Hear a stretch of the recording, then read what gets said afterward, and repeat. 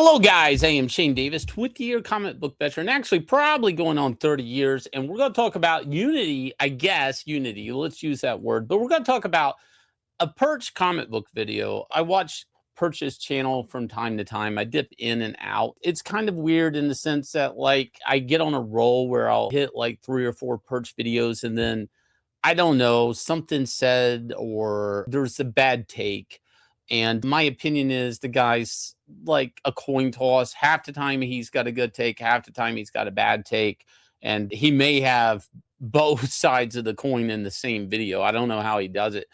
But this kind of caught me off guard. But he's talking about community in the indie comics. And why isn't there community in the indie comic sphere? And I've listened to that stream or that video. It's not a stream, it's a video at least twice. And recently I talked with Ethan and Skyver about it on a live stream. And it still kind of bugs me. And I wanted to talk about it because it's kind of a weird take he has. That my takeaway from his video was that in a nutshell, he's kind of saying the indie community, that would be indie comics, are holding ourselves back because we've never really kind of used all our resources and compiled together through our love and passion of comics and beat Marvel and DC. And that the reality is in the indie comic, any indie comic, rarely does an indie comic actually beat Marvel and DC. Historically, it would take, maybe Teenage Mutant Ninja Turtles as an IP, hitting it out there, landing big sales, all the way to Image Comics, a bunch of guys that were the top artists at Marvel and DC and one of the top selling years for Marvel and DC era, or at least Marvel, and them leaving together, combining their forces to form Voltron, which was Image Comics. And I'm going to use Image as an example that Perch is right, that the indie movement just doesn't do what Image Comics does. I'm also going to use Image Comics as an example, along with a couple other examples of why Perch is completely wrong, that comics has never really worked together, that the industry, because he kind of makes a reference that mainstream comics gives this illusion of a comics community. And I guess you would have to be on the ends. And when I mean on the ends, not that you know some creator somewhere that talks to you or you hung around the bar scene, but I'm talking in the office politics. Getting into comics, here's a story. A writer I was working with, I'll just say it, why does it matter? I'm sitting in the office of Bob Schreck and I think Jason Wright or somebody, maybe Brandon Montclair, whoever, I don't know. And I'm working on Mysteries in Space and they're wanting to have a phone call with Jim Starlin. And I'm thinking like, good, let's talk about this book. And they're like, no, you sit there and you don't say a word. And the whole time he's on speakerphone answering questions about the script, to some things that they think are absurd or not or whatnot, they're making goofy faces trying to make me laugh. And people would think that's the comics community. And that's how the comics work. People talking shit and making fun of each other behind each other's backs completely. That is the industry in a nutshell. And, they were trying to undermine Jim Starlin in front of me. I never told him that story. If he ever sees this video, I guess, and now he knows. But I always picked his side in any type of decision because I realized I had 2 malicious editors that did not appreciate the talent that they were even hiring. Now, the comic industry is full of these stories, all the way from people having an issue with Chuck Dixon voting Republican to whatever. It's just a thing. Right? That's just the way comics work. And there's this weird optical illusion that, people work together for the betterment of the art form. And actually, on the other side of it, there were writers undercutting one another and pitching for the same book on the New 52 series at the same time. And they're buddies and they have no idea because they're under NDAs. And they're actually out pitching one another. I mean, comics has always been a dirty business. There is really no comics community. You might get 2 or 3 people at best in comics that will kind of respect one another and work together.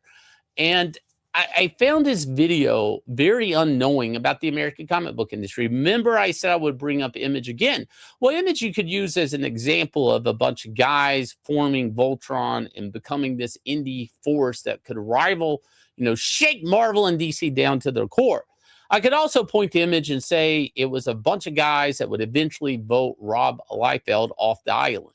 It was a bunch of guys that would start sniping each other's talent and fighting and not getting along and having to pick sides, and eventually become almost a shell of itself to unrecognizable, and a few guys holding some sort of title within the company, and the heyday is over. But see, the idea that a bunch of guys are going to become this community, and the community will what? Fight Marvel and DC, or just be united by our love of comics. Sure. But comic creators have always not seen eye to eye. Jack Kirby, Stan Lee, not so eye to eye. Steve Ditko, Stan Lee, again, not so eye to eye. I'm sure the comics community, if you say there is a comics community, even in the mainstream, there's proof that there isn't one. And I'm going to say that's the Heroes Initiative. You're going to say, but Shane, that doesn't even make sense. How is the Heroes Initiative not proof that there is a community within the American comic book industry? Because if there was a community within the American comic book industry, there wouldn't be need for a Heroes Initiative, because creators would be taken care of, because creators would be paid rightfully so for their past creations. Marvel and DC are making a lot of money off a character that you created or something, or a character. I've seen people need the Heroes Initiative that made characters that are in cartoons and stuff before. The Comic Book Legal Defense Fund. If there was more of a community, why would you need to raise money for people within the community? The community doesn't exist, because if there was a community that in comics, a real community in comics, it would have probably became a union. And I would say that the few times that any such thing of a community that would work together to better themselves against the companies, oftentimes one guy is kind of bid out. They're kind of, given a blank check to not go with that way. Marvel and DC. See, and that's where this goes. Comics in general, creators are usually competitive. And major corporations actually thrive on that. They actually thrive against creators being against one another, even if they're working on the same book. Editors, I heard an editor one time in the office, I think it was Michael Wright, saying, yeah, I just don't like so-and-so writer and so-and-so artist talking all the time. And I'm like, why? They're getting along. The book's getting done. And he's like, because I'm not in the middle of it. So see, right then and there's actually a reason that DC Comics doesn't want a writer and artist to get along too well together, because they need to be against one another so the company actually has control of the book. So they're in every conversation. They would rather have two creators fighting, working together on the book, that they have to mediate every conversation between the two, than them talking without the company's involvement. And when you really boil this down and you understand the scope of comics and how we're lucky if 3 or 4 guys get along in comics, and this is looking past any feud between, say, Peter David to Todd McFarlane to John Byrne to whoever. I mean, all these comic gripes. And you have to understand, so much of this stuff happened before the internet, before you could see it. To the great divide, I guess, which would be Comicsgate versus the rest of the comic industry, I guess, if you want to look at it that way. That there's this indie movement, people crowdfunding, which I think crowdfunding is a real threat, not because of sales, but because of money. Because in crowdfunding, you can make more money than you can for Marvel and DC potentially. And that is a real threat to them. It is. It absolutely is. It always has been. Crowdfunding is something that I've watched since all the way in 2010. Where high ups at DC were very worried just about the concept, not Comicsgate. They weren't worried about Comicsgate. They were worried about the concept of crowdfunding. All the way to Eric Stevenson thinking it actually makes Image Comics look bad if they print crowdfunded books. I mean, this is all around the industry, right? But the reality is there's two things in comics that a creator has to ask themselves when it comes to crowdfunding. Do you want more people to see your artwork, or do you want to make more money and maybe potentially own your book? And that's the big issue with that. To say that crowdfunding is in a comics community, am I going to say if everybody worked together like ants and everybody networked and everybody kind of all live streamed and all sold each other's books, that we wouldn't do better? Sure. But the idea that many people are going to work together and they're going to, not just want to be on a live stream with me and me sell their book, but they're actually going to want to have me on one of their live streams to sell my book. That's very rare. And I'm going to be honest, it is very rare. A lot of people have problems with it, even within Comicsgate. A lot of people in Comicsgate leave and have left, on their own accord, just because of, I don't know, a scuff or a bad joke lands, or they just think it's better to move away from Comicsgate because of all the smearing that happens. I've heard one creator once say, cancel culture was bad for indies, and why do I want to be around people who have been canceled? And it makes sense, and then you got the whole YouTube politics and who's on whose channel, and maybe I'll get on this channel if I separate from these guys. And a lot of people on YouTube thrive in manipulating people in that way. They don't really care if you have a way to sell your book. They just care that you're not around certain people, because we need to make certain people look weaker. And how about he just looks like an island?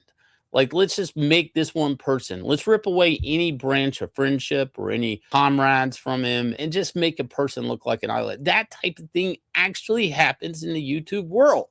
And it's crazy. And the reality is if you put two people in a room, they're going to get along. You add a third person within that room, two people are going to form a bond, ostracizing the third. It's just science. And to pretend that this is special or unique to the indie community is doing yourself and your viewers a disservice. Because whether it be the Siegels and Schusters, Joe Simons, Jack Kirby, there isn't a comics community. There was two corporations, Marvel and DC, with the characters, and that is the mortar that held all comic creators together. That's it. If there's any illusion that there was a comics community, it's because people were just happened to work at the same company, maybe drawing some of the same characters. That's all there is. That's all there ever was. There's actually more and more history if you really dig deep or actually know people or been in situations. I've seen Scott Snyder have an argument in front of Bob Harris and other writers that were at that table, Greg Capullo, Dan Didio, a very violent conversation, very heated, talking down, dressing him down in front of editors, other writers, to get his way. I mean, and this is a publisher. I mean, there is no community. There never has been. The guys that work at DC Comics barely work together on their own. I mean, they're fighting. Do you think Tom King and Snyder weren't fighting? Everybody knew about it. You think Geoff Johns, you think Snyder wasn't pissed off he didn't know the ending of Doomsday Clock by Geoff Johns? It's like these guys don't get along. They were never working together in a sense of community. The only idea of a community in comics was really the characters and if you worked at the company, and that's it.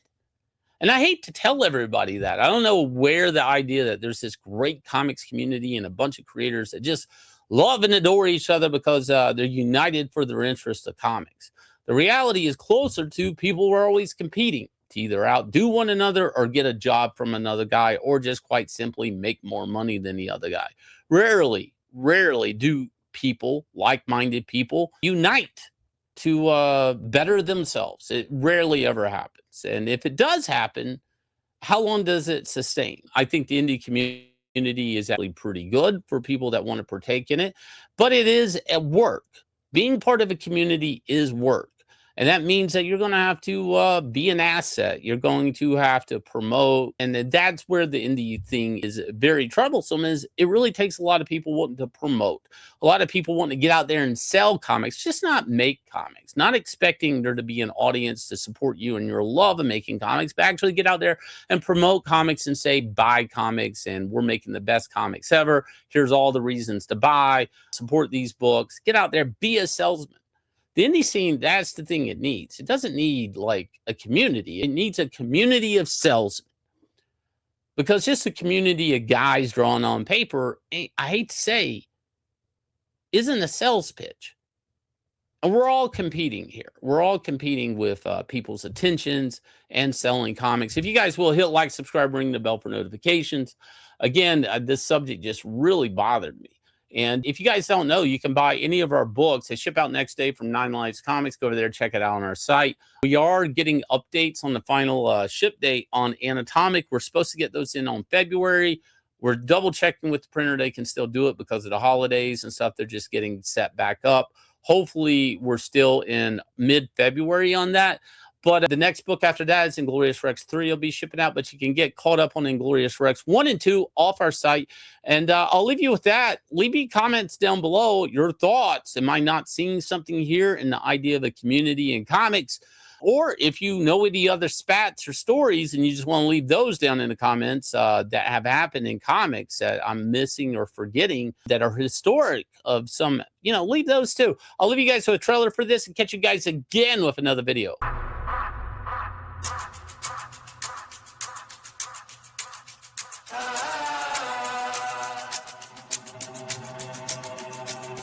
Yeah, I ain't gonna lie to you.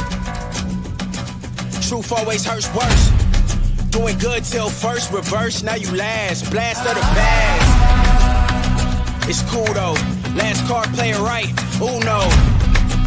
We never let up. Been down forever. Sick man, we fed up. Know that we tired. Wake up the beast that's been sleeping inside. It's time to ride. We ready to slide. Hard headed. I will not listen. If you do not get it, that's your bad. Keep up. Up in the sky like we see you feet up. Metal meets metal, it's no keeping up. Sniper division, it's no seeing us. This here is earned, ain't no hookups. So if you wanna eat, gotta cook up. Next level on the way, better look up.